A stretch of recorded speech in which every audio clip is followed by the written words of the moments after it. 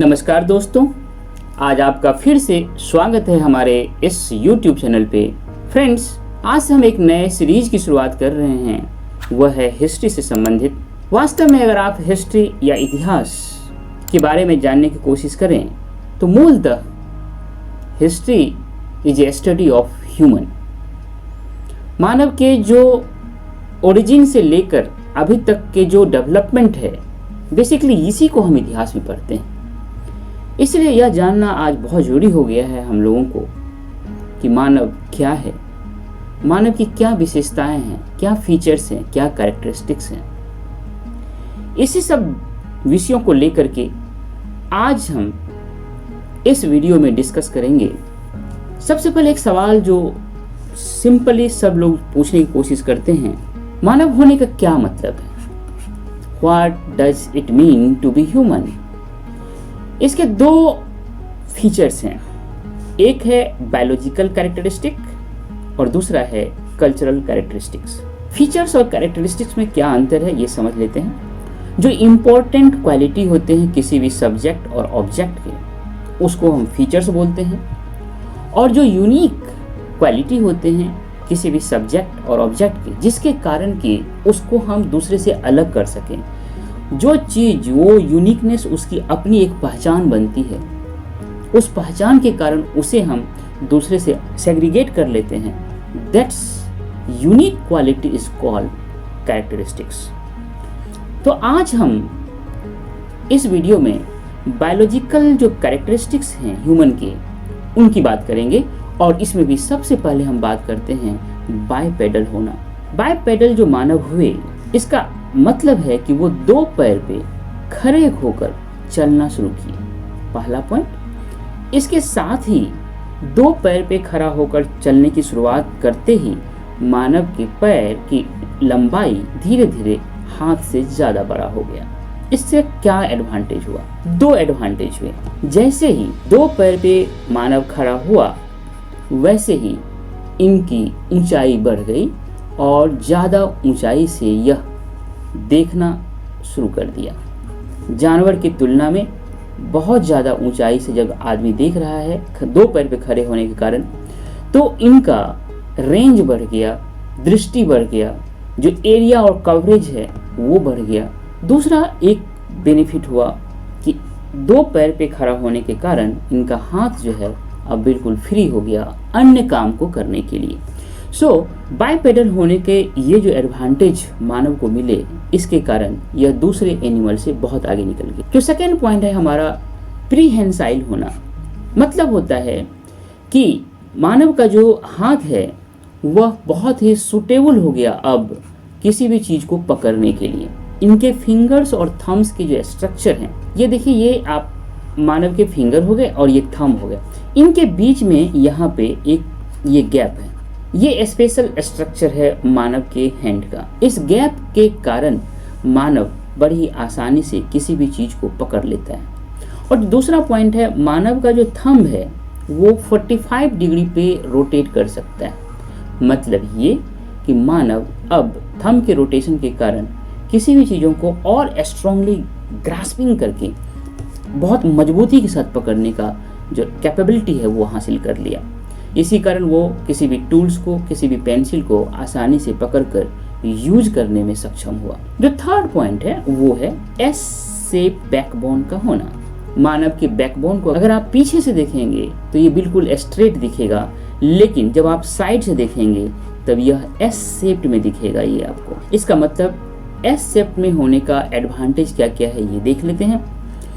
मानव का जो अपना खुद का वेट है, और मानव के ऊपर जब कोई और वेट आ जाता है या मानव कुछ दूसरे वेट को अपने ऊपर रख लेता है, तो उस वेट का इक्वल डिस्ट्रीब्यूशन, इवन डिस्ट्रीब्यूशन होता है एस शेप के कारण। इस एस शेप के कारण ही मानव का फ्लेक्सिबिलिटी है मूवमेंट में बहुत अच्छी तरह से होता है। और तीसरा आप ये देख रहे हैं फोर्स, ये फोर्स जो है इसको समझते हैं। हेमा दास दिख रही है इस फोटो में, ये जब अपने पैर को जमीन पे लगाती हैं एक फोर्स के साथ, तो उतना ही फोर्स से जमीन भी इसके पैर पे रिएक्ट करता है। उस फोर्स जो रिएक्ट कर रहा है धरती से, उसके कारण इनके शरीर पे एक जर्क आ सकता है। लेकिन वो फोर्स इस एस शेप बैकबोन के होने के कारण हर जगह डिस्पर्स हो जाता है, जिसके कारण कि मानव को बहुत ज़्यादा असर नहीं पड़ता और आसानी से तेजी से ये दौड़ लेता है।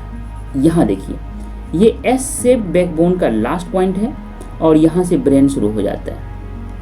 इस एस शेप्ड होने के कारण जो भी नीचे से फोर्स आ सकता था, उनका प्रभाव ब्रेन पे नहीं पड़ता है, मतलब ब्रेन पे जर्क नहीं पड़ता है।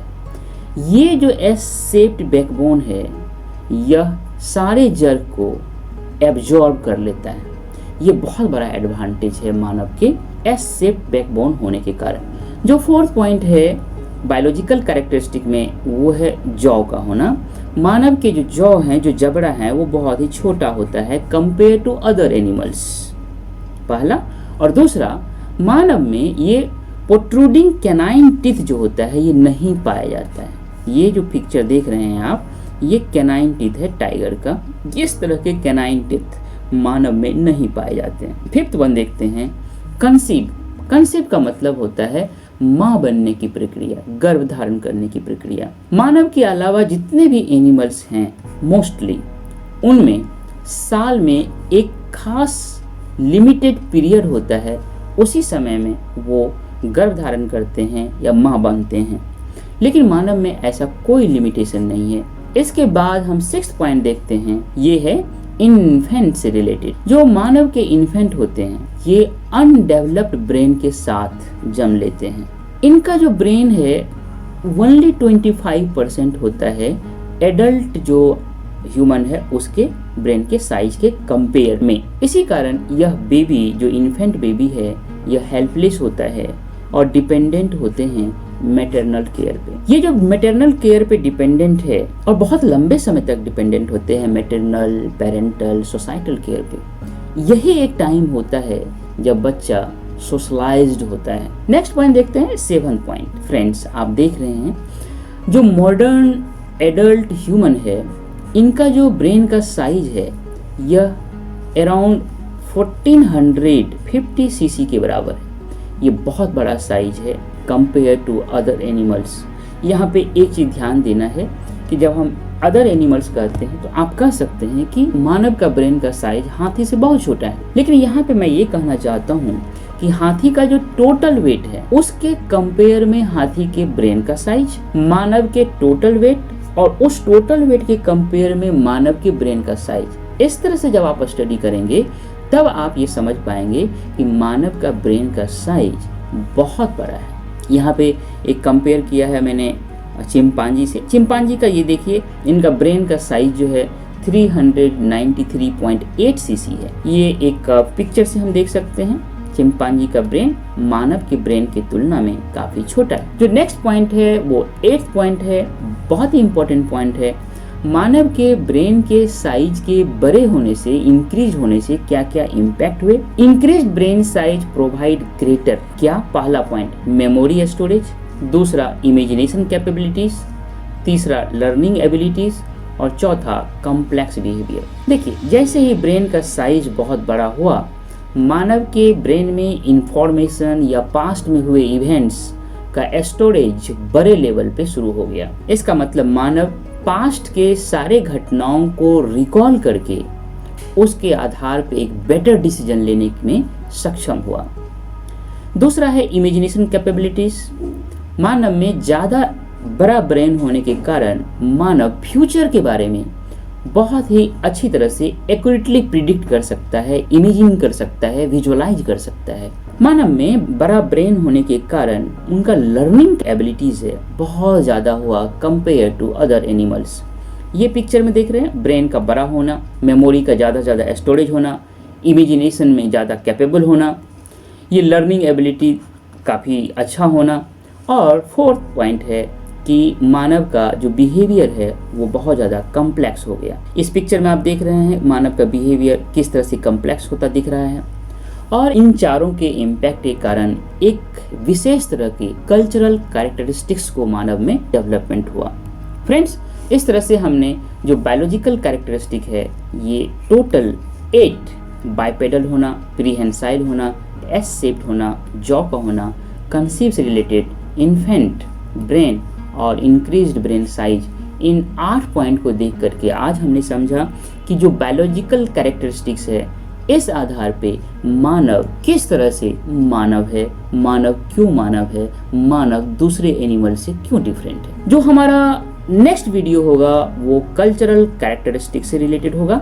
मुझे उम्मीद है कि ये वीडियो आपको बहुत ही पसंद आया होगा, इसीलिए आपसे यह मेरा रिक्वेस्ट है कि मेरे इस चैनल को सब्सक्राइब करें, लाइक करें और अपना वैल्यूएबल कमेंट दें। Thank you dear.